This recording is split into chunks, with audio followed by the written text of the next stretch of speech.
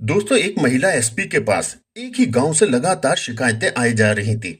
और उन सभी शिकायतों में एक ही बात लिखी थी कि हमारे गांव में जो भी लड़की जवान होती है वो प्रेग्नेंट हो जाती है, ना जाने क्यों।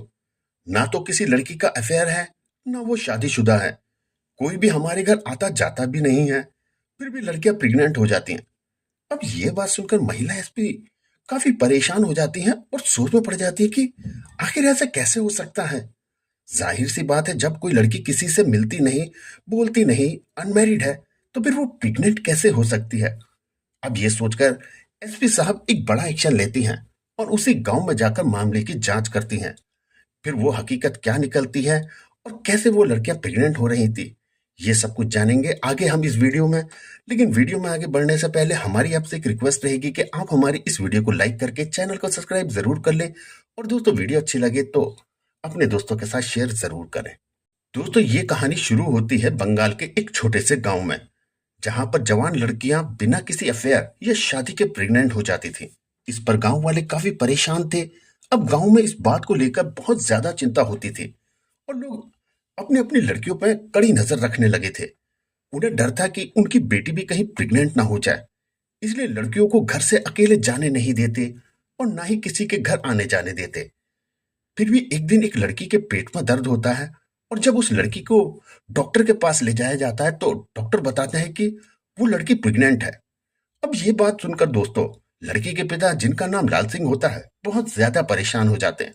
वो सोचते हैं, मैं हर समय अपनी बेटी के साथ रहता हूँ, फिर ये कैसे हो सकता है। वे अपनी बेटी से पूछते हैं, बेटी क्या तुम किसी से संबंध तो नहीं बनाती, या तुम्हारा किसी से कोई अफेयर तो नहीं है। ये सुनकर लड़की रोने लगती है और कहती है कि पिताजी, ऐसा कुछ भी नहीं है, और आप तो जानते हैं कि हमारे गांव की ज्यादातर लड़कियां जवान होते ही प्रेग्नेंट हो जाती हैं, लेकिन कोई भी उनके साथ अफेयर नहीं करता। लाल सिंह को अब समझ में नहीं आता कि ये कैसे हो सकता है। गांव में सब लोग परेशान थे और हर किसी के दिमाग में सिर्फ एक ही सवाल था कि आखिर इसका समाधान क्या है। लोग अपनी लड़कियों को घर से बाहर जाने नहीं देते, रात को लड़कियों पर कड़ा पहरा रखते थे, फिर भी लड़कियां प्रेग्नेंट आखिर हो कैसे रही थी।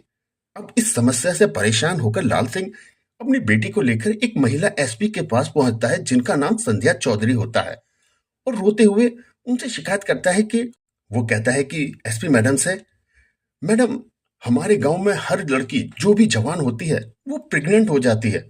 हम बहुत परेशान हैं, लेकिन फिर भी हम कुछ नहीं कर पा रहे। हमारी लड़कियां घर से बाहर जाती नहीं, ना कोई उनके पास में आता है, ना वो किसी से मिलती हैं, फिर भी ना जाने कैसे प्रेग्नेंट हो जाती हैं। अब ये बात सुनकर जो महिला एसपी थी, वो काफी हैरान हो जाती हैं। पहले तो ये बात सुनकर उन्हें हंसी आ जाती है, फिर वो गुस्से में कहती है कि क्या तुम पागल हो गए हो, ये फालतू की शिकायतों के लिए मेरे पास समय नहीं है। भला कोई लड़की बिना पुरुष के संपर्क के प्रेग्नेंट कैसे हो सकती है। तुम बेवकूफी वाली बातें कर रहे हो। तब लाल सिंह हाथ जोड़कर कहता है, मैडम जी, इसमें सिर्फ मेरी बेटी नहीं, हमारे गांव में न जाने कितनी लड़कियां ऐसी हैं जो जवान होते ही प्रेग्नेंट हो जाती हैं। ये बात बिल्कुल सच कह रहा हूं मैडम मैं। मेरी बेटी अकेली लड़की नहीं है। गांव में कम से कम 20, 30, 50 लड़कियां ऐसी हैं जो बिना शादी के ही प्रेग्नेंट हो गई हैं। अब ये बात जब महिला एसपी सुनती है तो वे भी बहुत ज्यादा परेशान हो जाती है। वो सोचने को मजबूर हो जाती है कि आखिर ऐसा कैसे हो सकता है। कोई लड़की बिना पुरुष से संबंध बनाए वो लड़की गांव में प्रेग्नेंट कैसे हो रही है। तब वे उस गांव के थाने वाले को फोन करती हैं और उस थाने के एसएचओ से बात करती हैं और कहती हैं कि तुम एक काम करो, तुम उस गांव में जाकर इसकी इंक्वायरी करो और जो भी जानकारी मिले वो आके मुझे तुरंत बताओ कि आखिर वो लड़कियां प्रेग्नेंट कोई कैसे हो रही हैं। क्या उनका कोई प्रेमी है, या फिर वो किसी से नाजायज संबंध बनाती हैं। इसके बाद वो पुलिस वहां पे जाती है, अच्छे से इंक्वायरी करती है, तो सभी लोग वहां पे इकट्ठे भी हो जाते हैं और पुलिस के सामने सब अपनी अपनी कहानी, जो भी दुखड़े होते हैं, सुनाने लगते हैं। कहने लगते हैं कि साहब, अगर एक बेटी की बात हो तो हम मान भी जाते कि हाँ, हमारी बेटी गलत है, लेकिन जो भी लड़की हमारी जवान होती है और उसके पेट में दर्द होता है, हम उसको जब भी चेकअप कराते हैं हॉस्पिटल में ले जाकर, तो फिर वो प्रेग्नेंट ही निकलती है। अगर एक की बात होती तो साहब हम मान लेते, लेकिन सभी लड़कियों का फिर कैसे हो सकता है। और फिर हम इतनी चौकसी रखते हैं, अपनी बेटी पर दिन रात नजर भी रखते हैं, कभी उनको घर से बाहर अकेले नहीं जाने देते। जब रात होती है तब हम उन्हें अपने पास सुलाते हैं और कोई हमारे घर आता जाता भी नहीं है इसी वजह से। और हमारे गांव में एक ऐसा माहौल बन गया है कि हम ना तो किसी के घर जाएंगे और ना ही किसी को अपने घर आने देंगे, बस इसी बात की डर की वजह से। अब पुलिस ये बात सुन के बहुत ज्यादा परेशान हो जाती है और फिर पुलिस लौट के चली जाती है। फिर जो एसपी मैडम संध्या मैडम होती हैं जो उस जिले की, वहां पर जाके एसएचओ साहब उनसे कहते हैं कि मैडम, वो हमने जाके सारी इंक्वायरी कर ली, सब लोगों की बात सुनी, लेकिन बड़े हैरत की बात है कि आखिर उस गांव के लोग सभी मिलकर हमारे पास आए थे और उन्होंने कहा था कि हम अपनी लड़कियों पर बहुत ज्यादा पाबंदी रखते हैं और हमारी लड़कियों का किसी के साथ अफेयर भी नहीं है। और ये बात एक दो लड़कियों की नहीं, बल्कि उस गांव की 10 20 50 लड़कियों की बात है। ऐसे ही जो भी जवान होती है, जवानी पे कदम रखती है, वो खुद ब खुद प्रेग्नेंट हो जाती है। अब ये बात सुनकर मैडम का दिमाग कनक जाता है। उनका दिमाग बिल्कुल काम नहीं कर रहा था कि आखिर ऐसा कैसे हो सकता है। तब मैडम सोचने लगती है कि जरूर कुछ तो दाल में काला है जो हमारे सामने नहीं है। इसमें या तो लड़कियां कुछ छुपा रही हैं या फिर इनका लड़कियों का जरूर कहीं चुपके चुपके अफेयर चल रहा है। और अगर ऐसा नहीं है तो फिर क्या बात है जो लड़कियां प्रेग्नेंट हो जाती हैं। तभी मैडम कहती है कि ठीक है, तुम्हारे बस की बात नहीं है तो मैं खुद इस बारे में जाके जानकारी जुटा लूंगी, आखिर इन लड़कियों के साथ ऐसा कैसे हो सकता है। फिर जो वो महिला एसपी मैडम होती है संध्या चौधरी, वो अपना भेष बदलती हैं, कंधे पे एक झोला टांग लेती हैं और ऐसे कपड़े पहन लेती हैं जैसे कि कोई मांगने वाली भिखारन हो, और उस हिसाब से वे मांगने वाली बनकर उसी गांव में पहुंच जाती हैं। सारा दिन वो इधर उधर घूमती रहती हैं, लेकिन जैसे ही शाम होती है तभी उसी व्यक्ति के द्वार पर पहुंचती हैं जो व्यक्ति उनकी पास शिकायत पत्र लेकर गया था, यानी कि लाल सिंह। अब वहीं पर जब पहुंचती हैं, शाम तो होने ही वाली थी, तब महिला एसपी जो भिखारन के भेष में थी, तब वो कहती कि भैया हमें रात हो गई है और इतना टाइम हो गया है, हम अपने घर पहुंच भी नहीं पाएंगे, इसलिए आज रात हम आपके घर में ठहरने के लिए कोई जगह दे दे तो अच्छा होता। अब ये सुनकर लाल सिंह कहते हैं, चलो कोई बात नहीं, तुम तो महिला हो, अगर कोई पुरुष होता तो मैं उसे अपने घर में बिल्कुल भी नहीं रुकने देता, क्योंकि हम लोग बहुत ज्यादा परेशान हैं, ना जाने ऐसा हमारे साथ क्यों हो रहा है। तब मैडम कहती है कि कोई बात नहीं, हम तो तुम्हारी बेटी के समान है ना, तो फिर हमसे क्या आपको डर। तभी वो लाल सिंह महिला एसपी को भिखारन समझकर अपने घर में सोने के लिए जगह देते हैं और उसके लिए एक चारपाई डाल देते हैं। कहते हैं कि आप इस पर सो जाइए और आपको जो भी खाना है मैं आपको यहीं लाकर दे दूंगा। अब लाल सिंह उस महिला के लिए खाना लाकर भी दे देता है और कुछ रोटियां भी दे देती हैं। खाने के बाद जो महिला एसपी मैडम होती हैं, वो गेट के पास ही वहीं चारपाई लगा के सो जाती हैं। लाल सिंह फिर अपनी लड़कियों को लेकर घर के अंदर चला जाता है और उनको साथ लेके सो जाता है।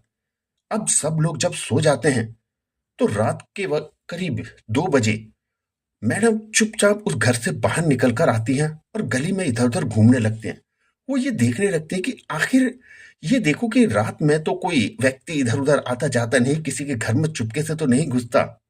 और इसके बाद वो गलियों में घूम रही थी, तभी उसे गांव के पास एक झाड़ी दिखाई दी और उस झाड़ी के पीछे एक बहुत बड़ा घर था जो कि पूरी तरह से खंडर पड़ा हुआ था। वहां पे ना कोई आता था और ना ही वहां पे कोई जाता था। लेकिन तभी मैडम देखती हैं कि उसी खंडर में से दो शराबी निकल कर आ रहे हैं। उनके हाथ पैर लड़खड़ा रहे हैं और झूमते हुए गलियों की तरफ आने लगते हैं।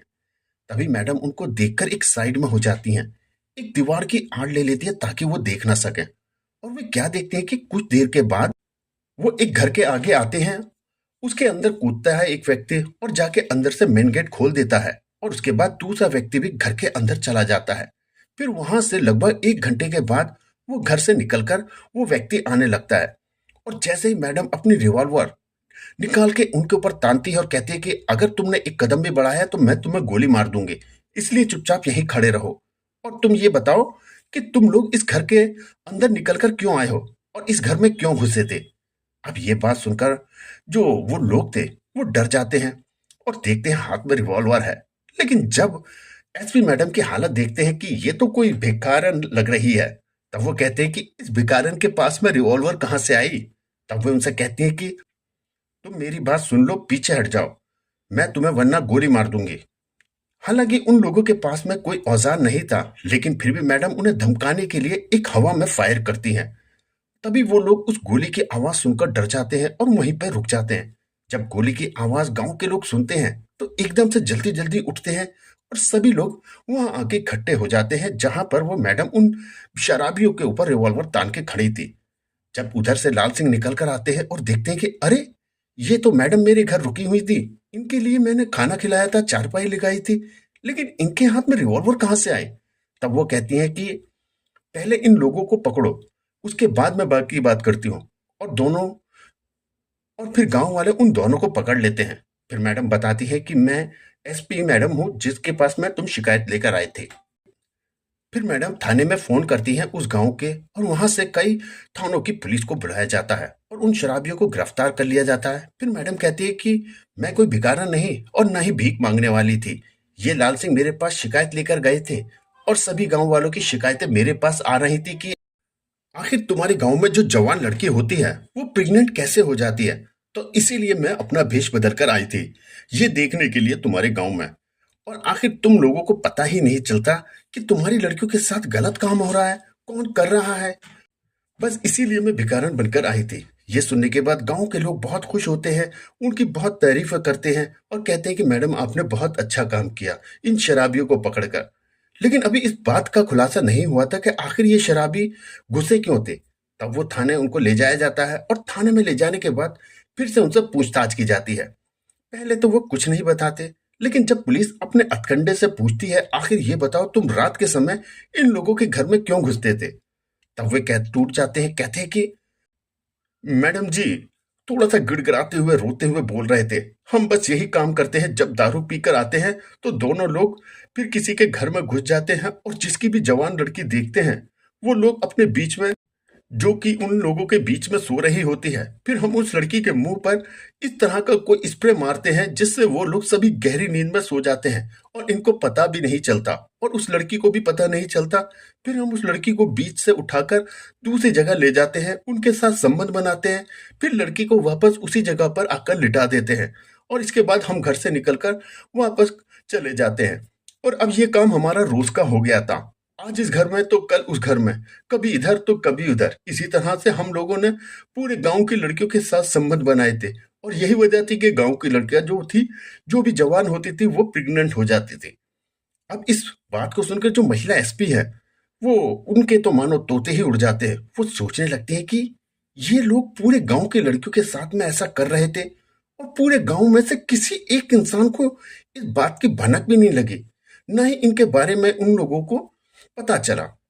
अब वो और ज्यादा टेंशन में आ जाती हैं। फिर लाल सिंह को बुलाती हैं और कहती हैं कि तुम तो कह रहे थे कि तुम लड़कियों को साथ लेकर सोते हो, कोई भी पुरुष तुम्हारे घर आता जाता नहीं, जरा पूछो इनके साथ क्या किया है इन दोनों ने तुम्हारी लड़कियों के साथ, इन्होंने संबंध बनाए थे, इसीलिए तुम्हारी लड़की प्रेग्नेंट हुई है। वे सारी बातों को अब स्वीकार कर लेते हैं। फिर मैडम उनके खिलाफ कई धाराओं में मुकदमा दर्ज करती है, उनको कोर्ट में पेश किया जाता है और उसके बाद उनको जेल भेज दिया जाता है। दोस्तों, सभी लोग मैडम की बहुत तारीफें करते हैं। जल्द ही ये बात सोशल मीडिया से के थ्रू और दूसरे अखबार प्रिंट मीडिया के थ्रू फैल जाती है। दोस्तों, आपको ये वीडियो कैसी लगी और क्या कहना चाहेंगे संध्या मैडम के बारे में, जो भी आपकी राय हो हमें कमेंट्स बॉक्स में जरूर बताएं और वीडियो अच्छी लगे तो वीडियो को लाइक करके चैनल को सब्सक्राइब जरूर करें।